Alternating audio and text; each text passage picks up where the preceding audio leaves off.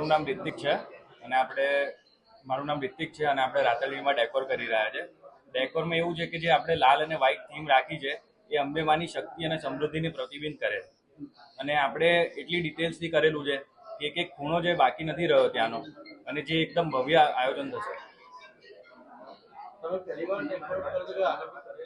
ના, આપણે 8 વર્ષથી ડેકોરેશનનું કામ છે અને આપણે અમદાવાદમાં ગુજરાત ખાતે સૌથી મોટું ડેકોર કરી રહ્યા છે.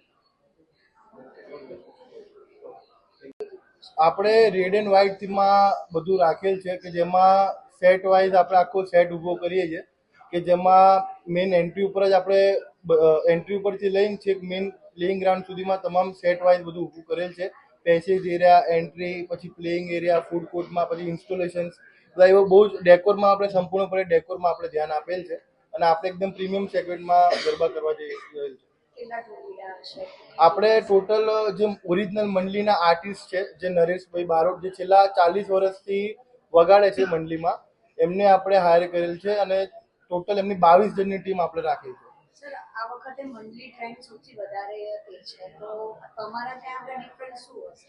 આપણે મંડલી તો સમજો કે બધા મંડલી તો કરતા જ હોય છે, પણ આપણે જે મંડલી કરીએ છીએ એ નેક્સ્ટ લેવલ કરીએ છીએ, કેમ કે આપણું જે ડેકોર જે છે, લોકોને મેઇન તો કોઈ બી ક્રાઉડ આવતું હોય એટલે એમને પહેલાં તો સેફટી, ક્રાઉડ અને ડેકોર 3 વસ્તુ જોતા હોય છે. કોઈ બી કે રાતે છોકરીઓ, આટલી તમે સ્વાભાવિકપણે વસ્તુ છે કે કોઈ બી છોકરીઓ રાતે નીકળતી હોય તો એ પહેલાં એમની સેફટી જોવે, કે ભાઈ ક્રાઉડ જોવે કે ભાઈ ક્રાઉડ સારું છે, સેફટી સારી છે કે રીતના.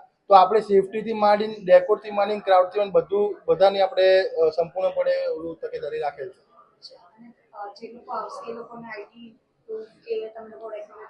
હા, આપણે જે બી ગરબા રસિકો આવશે એમનું આપણે એન્ટ્રી ગેટ ઉપર બધાનું આઈડી કાર્ડ ચેક કરવામાં આવશે. પાર્કિંગમાં આપણે ત્રણ પ્લોટ રાખેલ છે, જે મોર દેન 3000 કાર્સનું આપણે પાર્કિંગ છે.